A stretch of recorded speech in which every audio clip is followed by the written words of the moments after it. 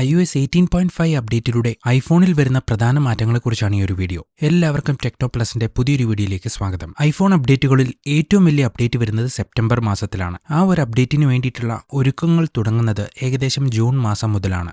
അതായത് ജൂൺ മാസം മുതൽ നമുക്ക് iOS 19ന്റെ ബീറ്റ വേർഷൻസ് ലഭിച്ചു തുടങ്ങും. അങ്ങനെ ഒരു പ്രധാന അപ്ഡേറ്റ് വരുന്ന സമയമായതുകൊണ്ട് തന്നെ 0.5 സീരീസിലുള്ള അപ്ഡേറ്റുകൾ വളരെ ചെറിയ അപ്ഡേറ്റ് ആയിരിക്കും. പ്രത്യേകിച്ച് ഈ വർഷത്തെ 0.5 സീരീസിലുള്ള അപ്ഡേറ്റിന്റെ പ്രത്യേകത ഇതിനു മുമ്പ് നൽകിയിരിക്കുന്ന അപ്ഡേറ്റുകളിൽ നിന്ന് വ്യത്യസ്തമായി ആർട്ടിഫിഷ്യൽ ഇന്റലിജൻസിന് വലിയ പ്രാധാന്യമില്ലാതെ മറ്റ് ചെറിയ മാറ്റങ്ങളാണ് നമ്മുടെ ഫോണുകളിൽ ഈ ഒരു അപ്ഡേറ്റ് കൊണ്ടുവരുന്നത്. എന്തൊക്കെയാണ് ഈ മാറ്റങ്ങളെന്ന് നോക്കാം. ആദ്യമായിട്ട് നമുക്ക് വാൾപേപ്പർ സെക്ഷനിൽ പുതിയ പ്രൈഡ് സീരീസിലുള്ള വാൾപേപ്പർ കാണാൻ കഴിയും. ഇതിന്റെ അനിമേഷൻസ് എന്ന് പറയുന്നത് നിങ്ങളിപ്പോൾ കാണുന്നത് പോലെയാണ്. എന്തായാലും ഇതുവരെ വന്ന പ്രൈഡ് സീരീസിലുള്ള വാൾപേപ്പറുകളിൽ കുറച്ചെങ്കിലും കാണാൻ കൊള്ളാവുന്ന ഒരു വാൾപേപ്പർ ഇതാണ്. പക്ഷേ മറ്റു വാൾപേപ്പറുകളുമായി കമ്പയർ ചെയ്ത് നോക്കുമ്പോൾ എനിക്ക് നല്ലൊരു വാൾപേപ്പറായിട്ട് ഇതിനെ തോന്നിയിട്ടില്ല. നിങ്ങളുടെ അഭിപ്രായങ്ങൾ കമന്റ് ബോക്സിൽ അറിയിക്കാൻ മറക്കരുത്. ഈ അപ്ഡേറ്റിലൂടെ വന്നിരിക്കുന്ന മറ്റൊരു വ്യത്യാസം സ്ക്രീൻ ടൈം പാസ്വേഡിന്റെ കാര്യത്തിലാണ്.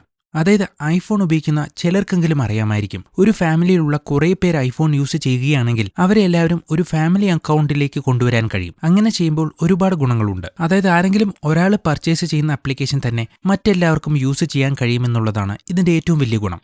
ഇങ്ങനെ ഫാമിലി അക്കൗണ്ട് മെയിൻറ്റെയിൻ ചെയ്യുന്ന പേരൻസ് അവരുടെ കുട്ടികളെ അവരുടെ ഫോണിലേക്ക് ആഡ് ചെയ്യുമ്പോൾ സ്ക്രീൻ ടൈം റെസ്ട്രിക്ഷൻസിനൊക്കെ കൊടുക്കാറുണ്ട്. അതായത് കൃത്യമായ ഒരു നിശ്ചിത സമയത്തിന് ശേഷം സോഷ്യൽ മീഡിയ പോലുള്ള ചില ആപ്ലിക്കേഷനുകൾക്ക് റെസ്ട്രിക്ഷൻ എന്നിങ്ങനെയാണ് ഇതിന്റെ പ്രത്യേകത എന്ന് പറയുന്നത്. എന്നാൽ ചില കുട്ടികൾക്ക് ഇങ്ങനെ സ്ക്രീൻ ടൈം റെസ്ട്രിക്ഷൻസിന്റെ പാസ്വേഡ് മനസ്സിലാക്കി കഴിഞ്ഞാൽ പേരൻസിന്റെ അറിവോട് കൂടെ അല്ലാതെ അവർ ഈ ഒരു പാസ്വേഡ് ഉപയോഗിച്ച് ഫോൺ പിന്നെയും ഉപയോഗിക്കാനുള്ള സാധ്യതയുണ്ട്. അതുകൊണ്ട് തന്നെ ഈ ഒരു അപ്ഡേറ്റിൽ സ്ക്രീൻ ടൈം പാസ്വേഡ് സെറ്റ് ചെയ്തിരിക്കുന്ന കുട്ടികളുടെ ഫോണിൽ അവർ സ്ക്രീൻ ടൈം പാസ്വേഡ് എൻ്റർ ചെയ്യുകയാണെങ്കിൽ പേരൻസിന്റെ ഫോണിലേക്ക് ഒരു നോട്ടിഫിക്കേഷൻ വരുന്നതായ ഒരു മാറ്റം ഈ അപ്ഡേറ്റ് മുതൽ കാണാൻ കഴിയും. പിന്നെ ഈ ഒരു അപ്ഡേറ്റിൽ വന്നിരിക്കുന്ന മറ്റൊരു മാറ്റം, ആപ്പിൾ ടിവിയിൽ എന്തെങ്കിലും കോണ്ടന്റ്സ് ഒക്കെ പർച്ചേസ് ചെയ്യുന്ന സമയത്ത് അത് ബൈ വിത്ത് ഐഫോൺ എന്ന് പറയുന്ന ഒരു ഓപ്ഷനിലൂടെ ഐഫോൺ ഉപയോഗിച്ച് പർച്ചേസ് ചെയ്യാൻ കഴിയുമെന്നുള്ളതാണ്. iOS 18.5 അപ്ഡേറ്റിലൂടെ വന്നിരിക്കുന്ന ഇനി ഞാൻ പറയാൻ പോകുന്ന മാറ്റം ശരിക്കും സർപ്രൈസ് ചെയ്തൊരു മാറ്റം തന്നെയാണ്. അതായത് നമുക്ക് എല്ലാവർക്കും അറിയാം, ഐഫോൺ 14 സീരീസ് മുതലാണ് സാറ്റലൈറ്റ് ഫീച്ചേഴ്സ് ഐഫോണുകളിൽ വന്നു തുടങ്ങിയത്. അതായത് നിങ്ങൾ ഏതെങ്കിലും ഒരു നെറ്റ്വർക്ക് ഇല്ലാത്തൊരു സ്ഥലത്തെത്തുകയാണെങ്കിൽ സാറ്റലൈറ്റുമായിട്ട് കമ്മ്യൂണിക്കേറ്റ് ചെയ്ത് എമർജൻസി സിറ്റുവേഷനിലൊക്കെ സഹായം നിങ്ങൾക്ക് അഭ്യർത്ഥിക്കാൻ വേണ്ടിയിട്ടുള്ള ഒരു ഫീച്ചറാണിത്. അതിനു വേണ്ടിയിട്ടുള്ള ഹാർഡ്വെയറുകൾ വന്നത് ഐഫോൺ 14 സീരീസിൽ മുതലാണ്. എന്നാൽ ഇനി മുതൽ ഐഫോൺ 13 സീരീസിൽ കാരിയറിന്റെ സപ്പോർട്ടോടുകൂടെ ഈ ഒരു സാറ്റലൈറ്റ് ഫീച്ചേഴ്സ് യൂസ് ചെയ്യാമെന്നുള്ളതാണ് ഈ അപ്ഡേറ്റിലൂടെ വന്നിരിക്കുന്ന മറ്റൊരു മാറ്റം. പക്ഷേ ഇത് എല്ലായിടത്തും ലഭിക്കുകയില്ല.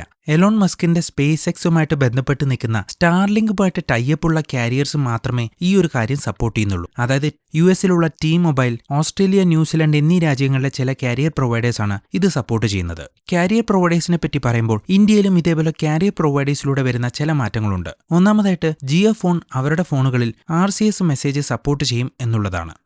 RCS മെസ്സേജ് എനേബിൾ ചെയ്തോ എന്നറിയാൻ വേണ്ടിയിട്ട് മെസ്സേജിൻ്റെ സെറ്റിംഗ്സിൽ വന്നു കഴിഞ്ഞാൽ താഴെയായിട്ട് RCS മെസ്സേജിംഗ് എന്ന് കാണാൻ കഴിയും. എൻ്റെ ഫോണിൽ ജിയോയുടെയും എയർടെലിൻ്റെയും സിം ഉണ്ടെങ്കിൽ തന്നെയും ഇതിൻ്റെ ഇവിടെ ഓപ്ഷൻ കാണിക്കുന്നുണ്ട്. എയർടെൽ സിം മാത്രം യൂസ് ചെയ്യുന്നവർക്ക് ഇങ്ങനെ ഒരു ഓപ്ഷൻ വരുന്നോ എന്നുള്ളത് കമൻറ്റ് ബോക്സിൽ അറിയിക്കുകയാണെങ്കിൽ എല്ലാവർക്കും ഉപകാരപ്രദമാകും. RCS മെസ്സേജ് എന്താണ് എന്ന് ചോദിച്ചാൽ, നമ്മുടെ ഫോണിൽ iMessage അയക്കുമ്പോൾ നമ്മൾ മൾട്ടിമീഡിയ ഇമേജസും കാര്യങ്ങളൊക്കെ അയക്കുമ്പോൾ മറ്റൊരു ഐഫോണിലേക്ക് എത്തിച്ചേരുമായിരുന്നു. എന്നാൽ മറ്റൊരു ആൻഡ്രോയിഡ് ഫോൺ ഉപയോഗിക്കുന്ന ഒരാൾക്ക് ആ മെസ്സേജസ് ഒന്നും കിട്ടുകയില്ലായിരുന്നു. എന്നാൽ ഐഫോൺ ഉപയോഗിച്ച് ആൻഡ്രോയിഡിലോട്ട് മെസ്സേജ് ചെയ്യുമ്പോൾ നമുക്ക് ഇമേജസൊക്കെ ഉൾപ്പെടുത്തിയാൽ തന്നെ ഒരു വാട്സപ്പ് കമ്മ്യൂണിക്കേഷൻ പോലെ തന്നെ മറ്റൊരാൾക്കും ആ ഇമേജസൊക്കെ കിട്ടുന്നതാണ്.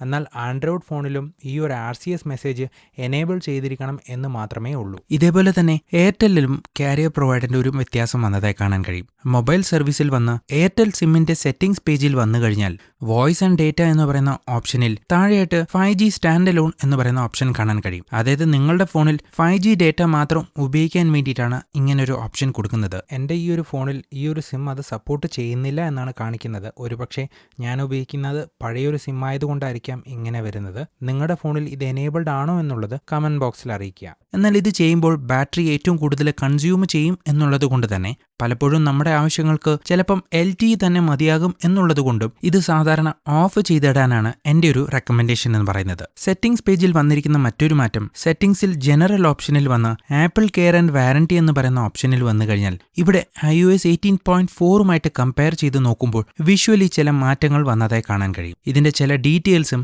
നമുക്ക് കുറച്ച് എലാബറേറ്റ് ആയിട്ട് കിട്ടുന്നതായിട്ടും കാണാൻ കഴിയും. iOS 18.5 അപ്ഡേറ്റ് അപ്ഡേറ്റിലൂടെ വന്നിരിക്കുന്ന മറ്റു ചില മാറ്റങ്ങൾ മെയിൽ ആപ്ലിക്കേഷനകത്താണ്. ആപ്പിളിന്റെ ഡിഫോൾട്ട് മെയിൽ ആപ്ലിക്കേഷൻ ഓപ്പൺ ചെയ്തതിനു ശേഷം മുകളിലായി കാണുന്ന 3 ഡോട്ട് ഓപ്ഷൻ ഉപയോഗിച്ച് ഷോ കോൺടാക്ട് ഫോട്ടോ എന്ന് പറയുന്ന പുതിയൊരു ഓപ്ഷൻ നമുക്ക് എനേബിൾ ചെയ്യാനും ഡിസേബിൾ ചെയ്യാനും കഴിയും. ഇത് എനേബിൾ ചെയ്യുമ്പോൾ നമുക്ക് ലഭിക്കുന്ന മെയിലിന്റെ തൊട്ടടുത്തായിട്ട് നമുക്ക് അയച്ചിരിക്കുന്ന ആ ഒരു മെയിൽ ഐഡിയുടെ ലോഗോയോ അല്ലെങ്കിൽ ആ ഒരു പ്രൊഫൈൽ പിക്കോ ഒക്കെ കാണാൻ കഴിയുന്നതാണ്. ഇത് നേരത്തെ സെറ്റിംഗ്സ് പേജിലുള്ള മെയിൽ ആപ്ലിക്കേഷന്റെ സെറ്റിംഗ്സിൽ വന്നു കഴിഞ്ഞാൽ എനേബിൾ ചെയ്യാനും ഡിസേബിൾ ചെയ്യാനുള്ള ഓപ്ഷൻ ഉണ്ടായിരുന്നു. ഇത് ഡയറക്റ്റ് നമുക്ക് മെയിൽ ആപ്ലിക്കേഷനിൽ ഇപ്പോൾ ലഭിക്കുമെന്ന് മാത്രമുള്ള ഒരു വ്യത്യാസമാണ് ഈ അപ്ഡേറ്റിൽ കാണാൻ കഴിയുന്നത്. മെയിൽ ആപ്ലിക്കേഷനകത്ത് വന്നിരിക്കുന്ന മറ്റൊരു വ്യത്യാസം, മെയിൽ ആപ്ലിക്കേഷന്റെ മുകളിലായി ചില ഓപ്ഷൻസ് കാണാൻ കഴിയും. അതായത് പ്രൈമറി, അപ്ഡേറ്റ്സ്, പ്രൊമോഷൻ എന്നിങ്ങനെ. ഇവിടെ നിന്ന് നമ്മൾ ലെഫ്റ്റിലോട്ടൊന്ന് സ്വൈപ്പ് ചെയ്യുമ്പോൾ ഓൾ മെയിൽ എന്ന് പറയുന്ന ഓപ്ഷൻ എനേബിൾ ആകുമായിരുന്നു. എന്നാൽ നമുക്കിങ്ങനെ ലെഫ്റ്റിലോട്ട് സ്വൈപ്പ് ചെയ്യുമ്പോൾ പുതിയൊരു ഓപ്ഷൻ എനേബിൾ ആകുമെന്ന് കുറച്ചുകൂടെ വ്യക്തമായിട്ട് കാണാൻ വേണ്ടിയിട്ട് ആ ഒരു റേഡിയോ ബട്ടന്റെ ചെറിയൊരു ഭാഗം നമുക്ക് ഈ ഒരു മെയിൽ ആപ്ലിക്കേഷന്റെ റൈറ്റ് സൈഡിലായിട്ട് ഈ ഒരു അപ്ഡേറ്റിലൂടെ കാണാൻ കഴിയുന്നതാണ്. ഇതൊക്കെ വളരെ ചെറിയ മാറ്റങ്ങളാണ്. എല്ലാ മാറ്റങ്ങളും ഉൾപ്പെടുത്തണം എന്നുള്ളത് കൊണ്ടാണ് ഈ കാര്യങ്ങളൊക്കെ പറയുന്നത്. എന്തായാലും വളരെ ചെറിയൊരു അപ്ഡേറ്റ് ആണ് എന്നുള്ളത് കൊണ്ട് നിങ്ങളുടെ അഭിപ്രായങ്ങൾ അറിയിക്കാതെയും നിങ്ങളുടെ സപ്പോർട്ട് നൽകാതെയും പോകരുത് എന്ന് ഞാൻ പ്രത്യേകം റിക്വസ്റ്റ് ചെയ്യുകയാണ്. ഇതിനു മുമ്പേ പറഞ്ഞതുപോലെ ചില പ്രശ്നങ്ങൾ ഉള്ളതുകൊണ്ടാണ് ഇപ്പോൾ കണ്ടിന്യൂസ് ആയിട്ട് വീഡിയോ ഇടാൻ കഴിയാത്തത്. ആ ഒരു പ്രശ്നങ്ങളൊക്കെ ഒന്ന് സോൾവ് ആയി കഴിഞ്ഞാൽ സ്ഥിരമായിട്ട് വീഡിയോ ഇടാൻ ശ്രമിക്കുന്നതാണ്. ഈ ഒരു അപ്ഡേറ്റിലൂടെ വന്നിരിക്കുന്ന മറ്റൊരു മാറ്റം, നമുക്ക് സെറ്റിംഗ്സിൽ ആക്സസിബിലിറ്റി ഓപ്ഷനിൽ വന്ന ടച്ച് എന്ന് പറയുന്ന ഓപ്ഷനിൽ പോയി കഴിഞ്ഞാൽ ബാക്ക് ടാപ്പ് എന്ന് പറയുന്ന ഓപ്ഷൻ കാണാൻ കഴിയും. ഇതെന്താണെന്ന് അറിയാത്തവർക്ക് വേണ്ടിയിട്ടൊന്ന് വിശദീകരിക്കാം.